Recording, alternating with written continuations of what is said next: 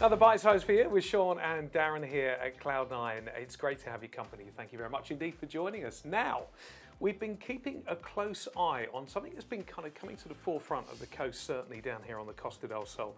And we're looking at Apart Hotel, Sean, and we're getting some big brands backing this as well.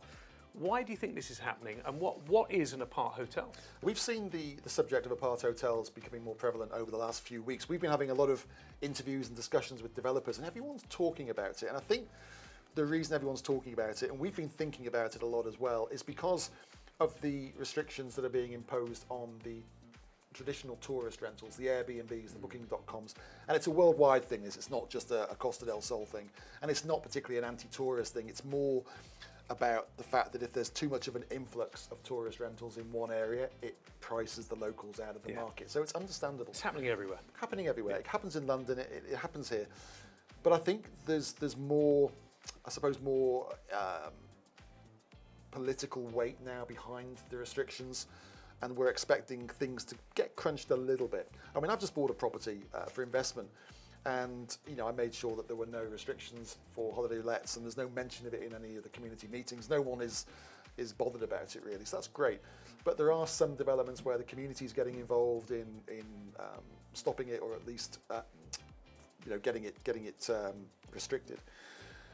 So there is potentially a gap in the market, and the gap in the market is when people come here, they want to buy a second home, they want their families to enjoy it, but not all the year, probably for 6 or 8 weeks in the year.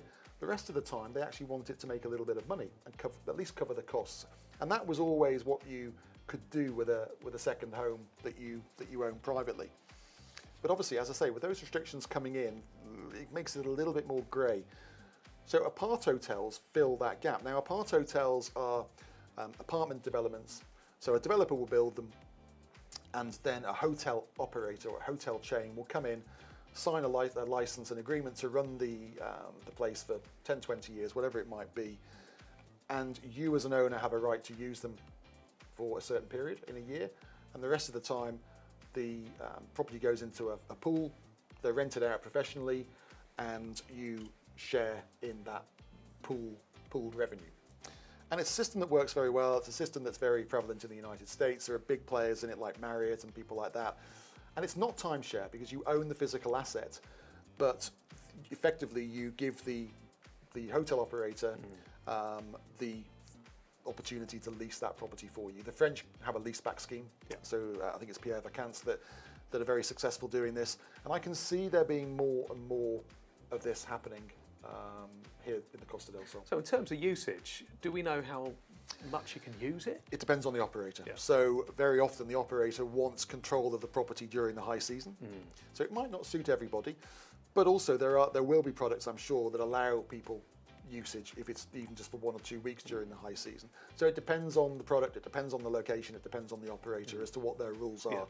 Obviously, the more time you use it and the more of the high season that you use it, the less your returns are going to be. Because everybody wants it for those weeks. See, I really like this idea. I think it's quite interesting, and certainly, do we know much about if it's over a certain amount of money for Golden Visa at the moment until Golden Visa disappears? Will it qualify for that purchase as well? Again, it depends on the product. So if it's 500,000 euros or more, yes, it should do. The same applies.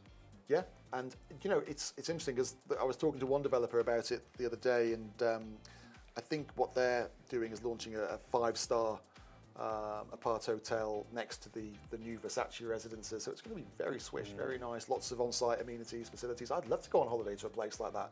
Just not sure I want to do it 10 minutes up the road. But as an investment, if that returns me, I don't know, 4.5%, 5%, and it allows friends and family to use it for, I don't know, a month a year, then nice product. Yeah. And that will suit a lot of people. So I think we're going to see more of these. Wyndham are already, they're a big hotel chain and operator. They're in the market here. And as I say, we're seeing more and more developers talking about it. So I think over the next 12 months, 2 years, we're going to have a lot more product coming to market. It will fill a little bit of a gap in the market that I think is going to happen. And we're pivoting. We were going to do it anyway, but having spoken to these people, we're now pivoting slightly in terms of the service that we're going to be offering and looking to include that element of product in our product portfolio. Great stuff. And if you want to know any more information about that, do reach out to the team at Cloud9 and we're going to share what we know, and you can jump on this new emerging trend. It's exciting. Good. So from Sean and myself, till the next time at Cloud9 Bite Size, we'll see you then.